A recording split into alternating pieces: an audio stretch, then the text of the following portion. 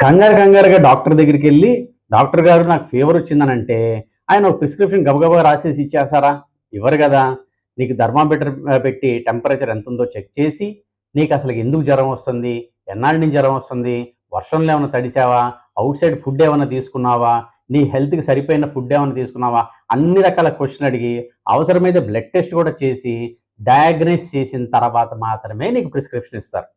అలాగే మీ ఇంట్లో ట్యాప్‌లో వాటర్ రావట్లేదు. వాటర్ రావట్లేదు కదా అని చెప్పి ఇల్లు మానేస్తామా? ఇల్లు ఖాళీ చేసేసి వేరే ఇంటికెళ్తామా?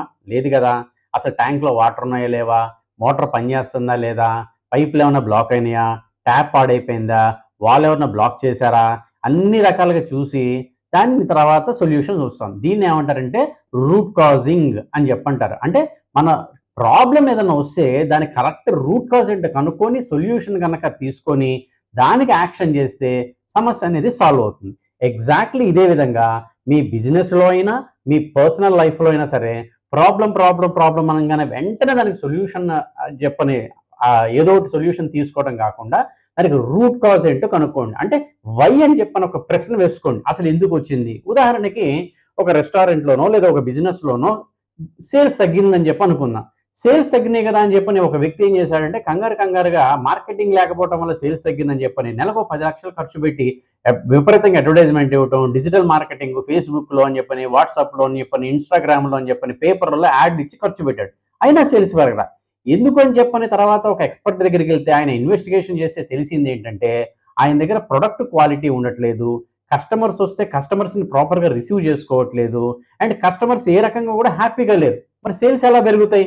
కాబట్టి సేల్స్ ఎందుకు పెరగలేదంటే కేవలం మార్కెటింగ్ పెంచడమే గాకుండా, ఏ కారణం వల్ల అంటే కాంపిటీటర్స్ ప్రొడక్ట్ కంటే మన ప్రొడక్ట్ రేట్ ఎక్కువుందా? లేదంటే క్వాలిటీ తక్కువుందా? కస్టమర్స్ రిసీవ్ చేసుకోవట్లేదా? ఓల్డ్ కస్టమర్స్ మళ్ళా ఎందుకు రావట్లేదో చూడాలి.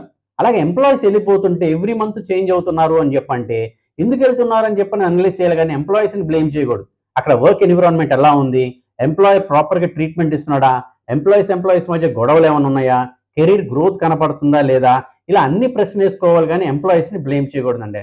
అలాగే పర్సనల్ లైఫ్‌లో కూడా మీకేదైనా సమస్య వస్తే సమస్య అని చెప్పని బాధపడటం గానీ, సమస్యకి వెంటనే పరిష్కారం కావాలి అని చెప్పని చూడడం కాకుండా, ఆ సమస్యకి రూట్ కాజ్ ఏంటని చెప్పనేది ఇన్ డెప్త్‌గా అనలైజ్ చేసుకొని, అప్పుడు సొల్యూషన్ ఫైండ్ ఔట్ చేసి, ఈ సొల్యూషన్ ఇంప్లిమెంట్ చేస్తే అంటే యాక్షన్ తీసుకుంటే నాకు కావాల్సిన రిజల్ట్ వస్తుందా లేదా అనేది చెక్ చేసుకోవాలి గానీ, సమస్య అని చెప్పని మనం వెంటపడకూడదు. అంటే ప్రాబ్లమ్ వెనకాల అసలు ప్రాబ్లమ్ ఏంటనేది చూడాలి.